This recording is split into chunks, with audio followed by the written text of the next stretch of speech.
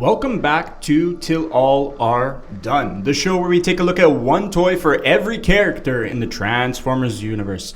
This time we're taking a look at Beast Wars Scorponok, but a very special version of it, the Beast Wars Vintage release, the recent one. But if you want to see any of the previous reviews, especially the Beast Wars ones, check out the playlist in the description or click the card in the corner. But the best way to stay tuned for everything on this channel is to subscribe and see which figures I'm gonna showcase next. And now we get to Scorponok. Not the big city titan headmaster one, the name dump one in Beast Wars. This is an interesting character to bio for Till All Are Done in that he's really not very interesting as a character. We often view Waspinator as the failure character, but the facts don't lie. He at least failed upwards and went the distance. Scorponok, on the other hand, didn't even last one season, and he's the only one of the original cast that didn't even get a Transmetal toy. He doesn't even really get any strong character moments and doesn't even get his own episode to build his character up. This guy is supposed to be the second in command too, and he got his ass handed to him more than not. This was more common in G1 where characters like Skids and the Protectobots appear in 3 or 4 episodes, or Six Gun appearing once, but Beast Wars ended up having a very small cast, which should have given him more character moments to himself, but of course not Scorponok. And just like him, I think his original toy is a bit of a dud too, even though that might be a little controversial for some people who have the nostalgia for it. It does some cool things that we're certainly going to highlight in the episode, but you can tell from the pace of this episode already, it's one of those episodes where I complain.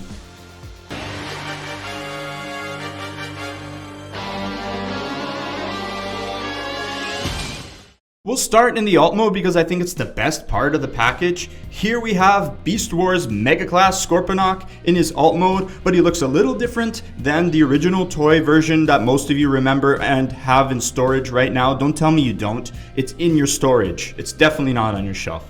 He's looking a little bit more show accurate here. Not perfect because we can't have the purple that we want, but a little bit closer. That's because this is the vintage Beast Wars release of the toy from 2022, which trades the black coloration of the original toy for a gray body instead, as well as some other small changes to the highlights and the deco. I have the original toy in my collection to show you, but he's a little worse for wear, so instead, this gray one is going to take the stage in his jest. He's a little newer out of the package. I actually have 2 of these things, one in box and one out, and I paid less than the original price of one of these for him because I got him at a very discounted rate. Harder than I've ever seen before. We don't have Ross or TJ Maxx here in Canada, so when we see something like this happen, it's because this toy is shelf warming like a motherfucker. So I decided to take advantage. I got 2, and we can show off that vintage Beast Wars packaging. The green font, the dino eye on the side, the iconic artwork, and that Kenner logo. Chef's kiss. Yeah, baby, let's see it spin for a little bit. Just sit here and just watch this. We'll get to the review in a sec. Just... and...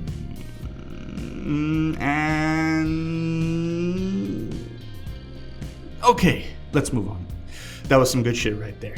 The Scorpion mode is pretty neat all things considered, mainly because of his 2 gimmicks. The first one is his articulating tail stinger, which if you press down on this switch and it lunges forward, it works pretty damn good, bends right out there, even past his head. The whole setup of the mechanism is well designed. Kids can really have fun with this play feature because it looks very convincing and it's just fun. His other gimmicks come from his claws with his Cyber Bee. Yeah, the one from that episode where it attaches to Optimus Primal and causes him to go apeshit crazy. Good episode, by the way.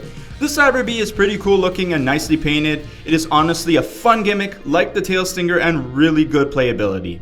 I sorta miss when Transformers was more toyetic. His Mega Class counterpart, Polar Claw, has his own spring-loaded Cyberbat too, and man, who do I have to suck off to get a Age of the Primes Polar Claw around here? Don't tell me you're working on it. Don't piss on my head and tell me it's raining. Just get me it. Oh, and I also forgot, he can shoot missiles out of his other claw. So That's cool, the Cyber Bee is cool, and it fires nicely even when it's perfectly set up and working for you. However, there's some small issues placing the bee properly in the claw thanks to having it fold up against its spring, plus making sure the bee doesn't pop out, but it's worth it. The bigger problem, I guess, with this setup is how they made the whole mechanism, because it's not uncommon to get the toy secondhand with this post part here broken off or stuck in the bee itself. And then you can't use the gimmick at all, it just won't work. It's also not uncommon for people to sell the toy with the bee lost, and now you have half his claw missing. So the gimmick certainly is a double-edged sword, but one side of the blade is sharper than the other, and fortunately that's the good side that says the gimmick is worth having. The rest of the mode is kinda uninteresting after that. Really, what we needed was a little bit of that purple from the show. I know it was too late to change the toy that was already in production, but I think the color scheme they came up with just didn't work really. I could be on my own island and some people are yelling at the screen right now. It's good, don't worry about it, but you can let me know in the comments section how you feel about that. We'll be right back. It's time to get him into robot mode, and the transformation is pretty simple even with a few unorthodox steps. One thing I've always loved about this conversion is the scorpion head becomes the feet. Snarl, not the Dinobot, but the Tasmanian Devil, that's also known as Tasmanian Kid, is another toy that does that, but otherwise this is a pretty unique transformation element in the Beast Wars line. Maybe there's someone I'm forgetting that does it too. I'm sure probably one of the Transmetal 2s, but yeah, it's different, that's for sure. Then the other main part of the conversion is pulling the scorpion tail to the back of the robot, which pops the head out too.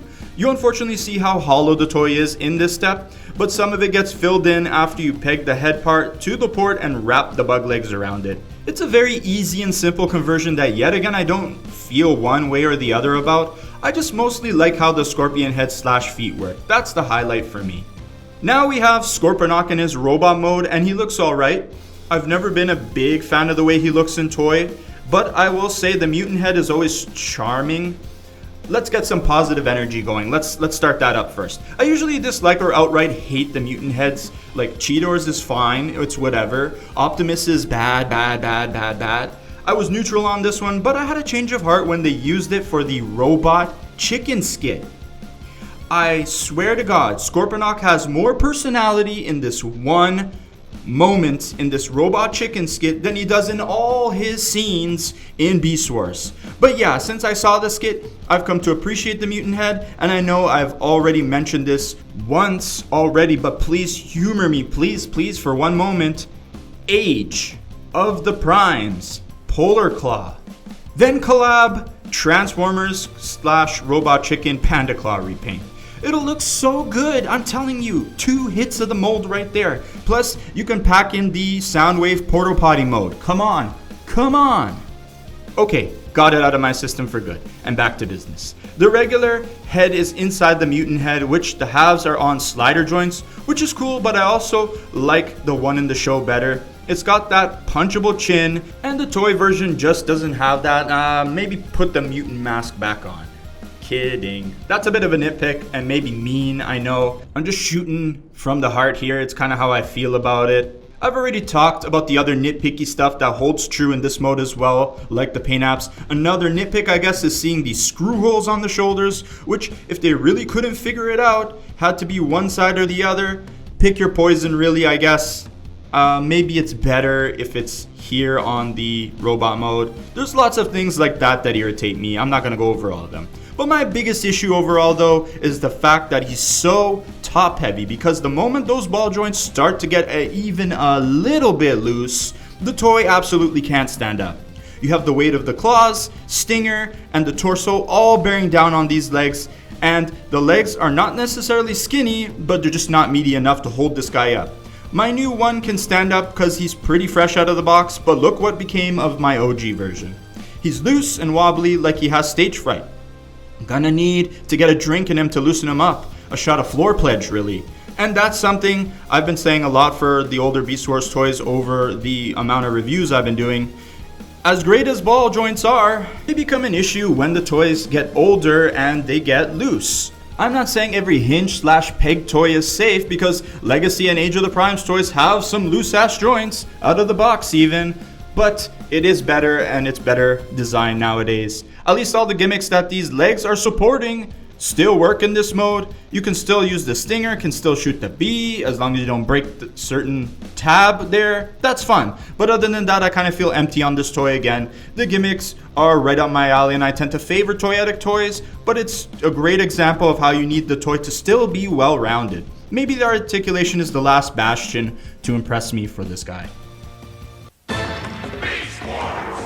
We're back. You know, I thought we were going to end this review on an awful low note as a result of moving the alt mode to the front, but there's actually some good joint movement here. Color me impressed. Head can rotate 360 degrees and jiggle a little bit on the ball joint, but yet again the mutant head gets in the way of everything, often obscuring the main head inside. And you have to fiddle around with it. Thankfully, the mutant head can also rotate 360 degrees, and if you're going to display it with that head, you're actually better off. Shoulders and arms actually are pretty good. They look like they'd be hindered because of the big claws and the way the shoulders kind of just jut out. But in reality, no, not the case. The elbows go 90 and you have 360 degree elbow swivels too. Even better, you get 360 degree wrist or claw swivels, so the arms have lots of movement in their totality. It doesn't look like it, but they do. The claws themselves are technically hand articulation, but with the gimmicks, don't move them too much or you end up shooting the missiles and maybe hit you in the eye by accident. But so far so good. Legs are ball jointed, and this is where the problems start. Notice the ball joints were already a bit groovy out of the package, and I'm sure in due time this toy will join my OG one at the rehab clinic because they can't stand up.